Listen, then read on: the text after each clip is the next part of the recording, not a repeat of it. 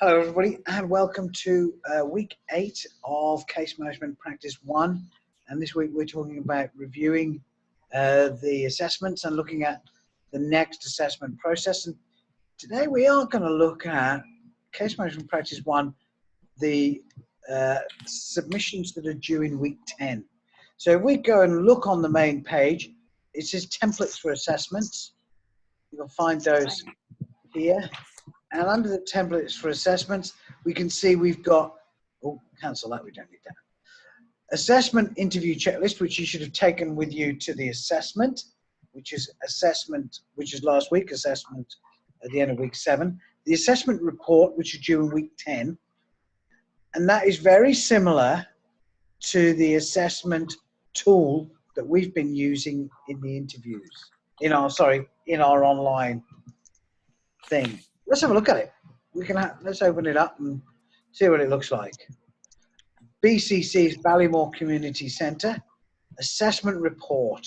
It's a very basic standard document, and it's a little bit not real because we don't fill these in the real world. This is kind of an academic process for you. So we're going to talk about presenting situation of the client, personal family history, cultural considerations, social circumstances, risk indicators, strengths, recommendations. And that's the briefing document. That's the assessment document. So that's not what we really need. What we really need is that not down there? That's not, oh, I thought that might be there. Interview checklist, case management plan. Oh, so,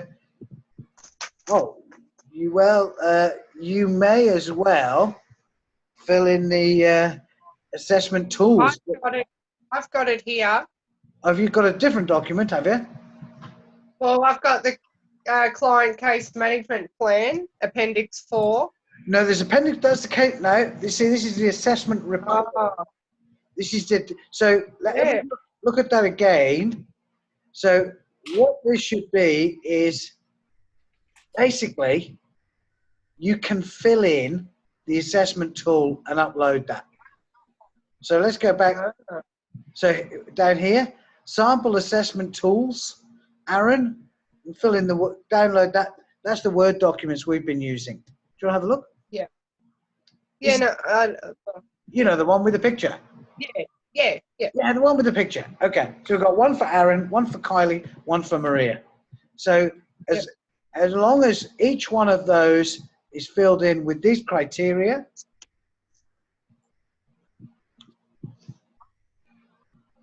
then job's right.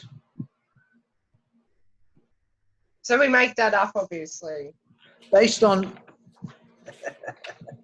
the information you got from your assessment. Or but I mean, like how they presented on the day, things like that. What did you make that up? Yeah, don't worry about that. As you said, the assessment. We're making it up. Yeah, but base it on the information that we've driven out of our classes, because that's more real. I think you will have a good understanding of what that is. And we're having to run through that again with you guys before week 10. That's what we're here for. Yeah. Yeah. If you want to have a crack at Sonia? Sorry?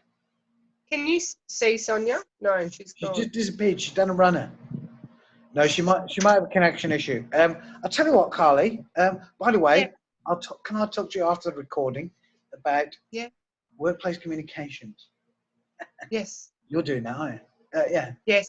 Right. Yep. Okay. All right. So Sonia's going to come back on.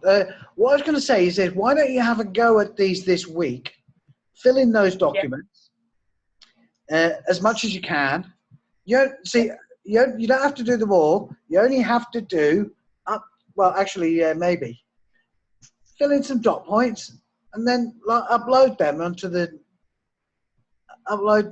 into the portal. They're ready for you to go. Pretty much, aren't they?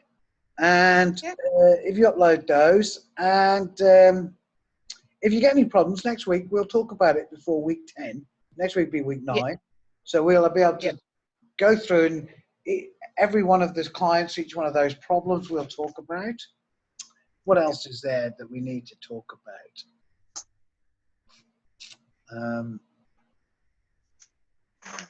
I think I don't know. that's me done. Yeah. Yep. Did you enjoy the process, Carly? Was it all right? The workshop. Yeah. Yeah, I didn't mind it. I found it quite good. I sort of get what Sonia's saying. Definitely, there was a bit of confusion. Yeah, like we were just everyone sort of had a whole different idea. Nothing was the same, but it was still a good day. I enjoyed it and felt it went well. Yeah. Okay. That's very interesting. I had really good feedback. Thanks, because we want to improve these circumstances for people so people are clearer. And like the teacher, there was no issues with her. She was fine too. Yeah. Yeah.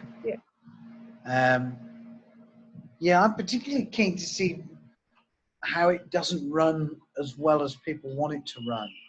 If you could improve it, how would you improve it?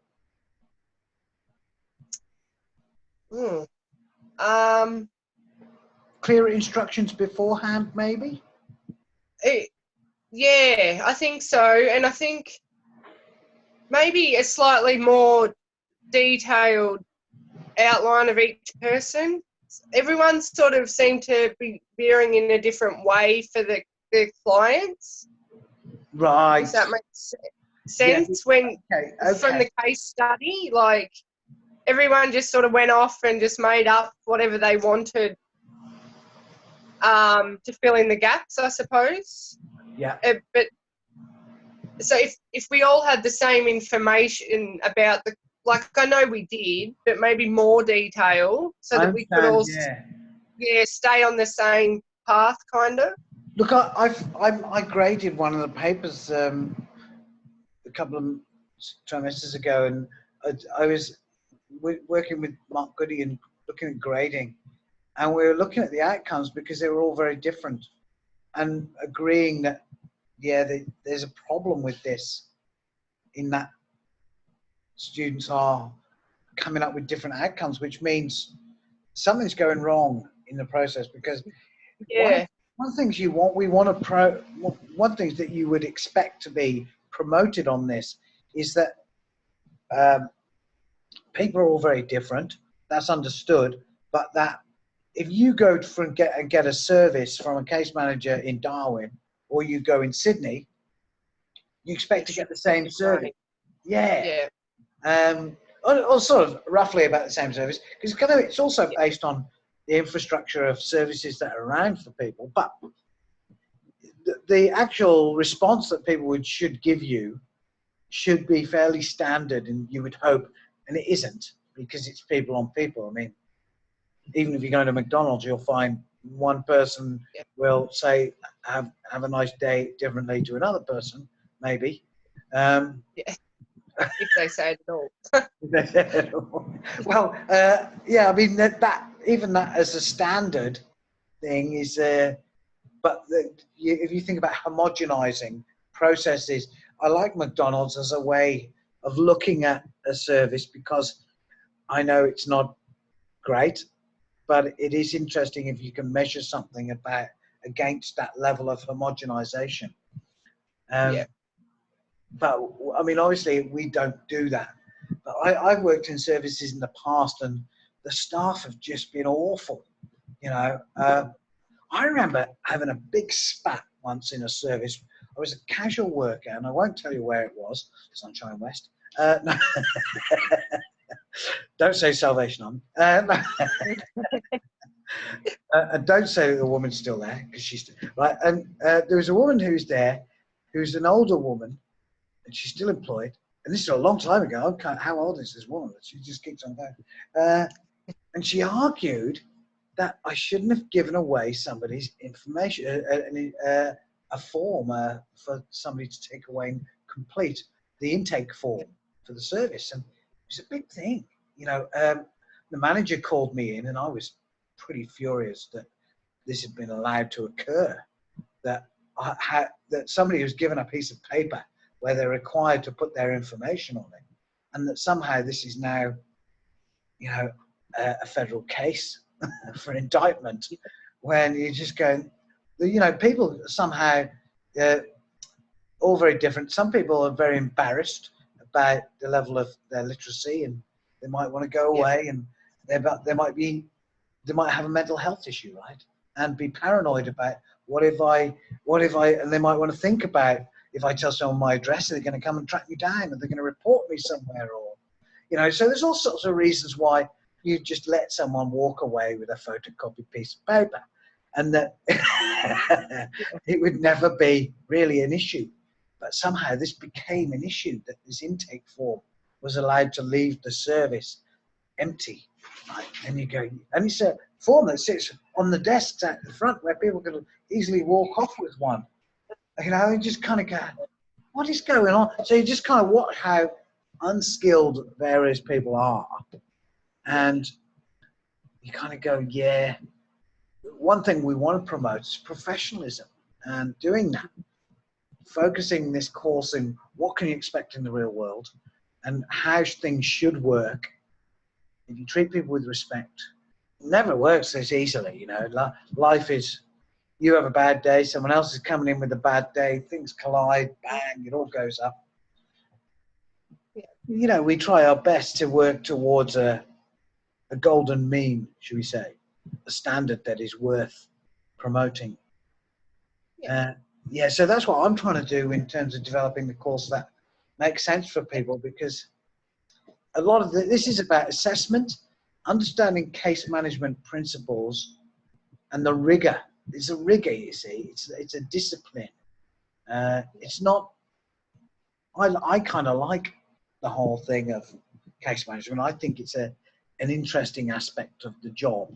There's a lot of boring aspects, and there's a lot of, as people do different things, like, you know, they might do specific, this idea of brokerage, case management brokerage. There's different types of case management. You do clinical case management, for example. You might do some counseling, or you might be involved in certain other ways. But I kind of think that this brokerage thing is a very standard thing, but people do it variously badly because they don't take it seriously. They don't know how to use the assessment tool. They don't use it as a tool. They don't know how to engage with people properly. They go in, you know, they kind of go through, people go through phases as well. You notice this, that they think it's firstly, they don't know what the service does.